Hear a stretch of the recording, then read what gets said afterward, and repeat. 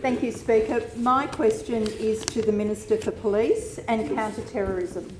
Can the Minister please inform the House of what the New South Wales Police Force is doing as part of the New South Wales Government's terror response to protect our community in the wake of tragic Bondi terrorist attack? Member for Lane Cove, you're on two calls. As I call them, you go two straight up. I call the Minister of Police, Counter-Terrorism.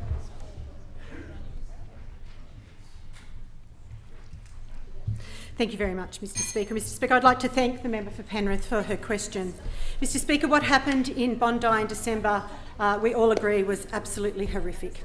The terror attack perpetrated against the Jewish community at Bondi has had a profound impact on all of us and indeed our state and our nation.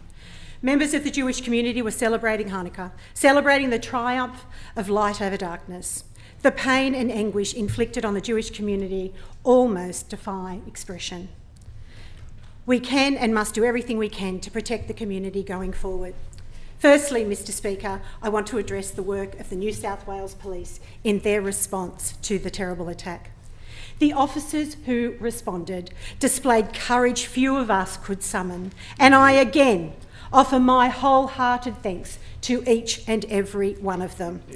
Our whole community is indebted to you. In particular, I want to mention, just as the Premier did, the bravery of our two officers, Constable Scott Dyson and Probationary Constable Jack Hibbert, who were terribly injured and continue their long recovery process today. They were some of the first police on the scene. Incredibly, Jack had only been in the job for just 4 months and miraculously survived 2 severe bullet wounds. Scott has been working with the Eastern Suburbs Police Area Command for just 18 months and had also sustained wounds that will require a very, very long recovery. They put their lives on the line to keep the community safe. They were the model of the bravery police are called to show every single day. They are the epitome of what the New South Wales Police stands for. Now, I know that in the days following, we heard all sorts of rumour and innuendo about the actions of police. What they did, what they didn't do, what they should have done, what they shouldn't have done. And it was even suggested that they were hiding from danger. Well, Mr Speaker, can I say that I have never heard a more offensive misrepresentation of the truth. Police did what they were trained to do. They took an active arm offenders by taking cover and advancing just as they are trained. They saved countless lives with their actions.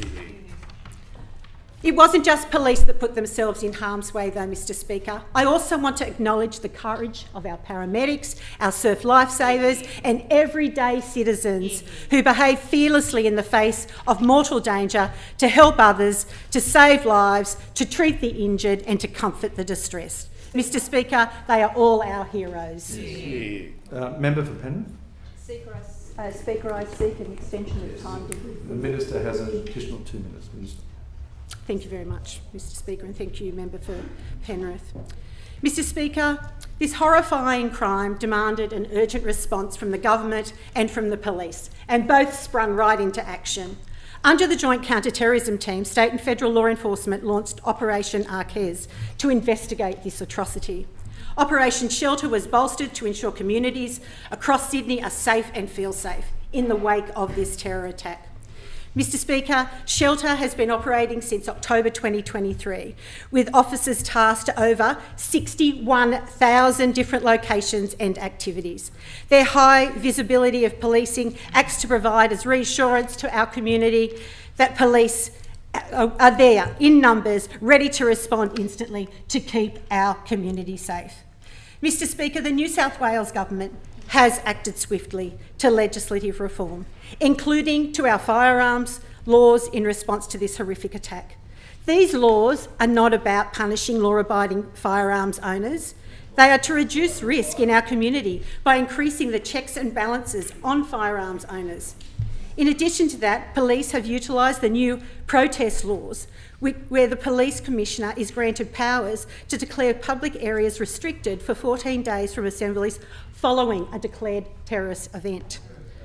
Police will continue to make determinations in the interest of the broader safety of the community.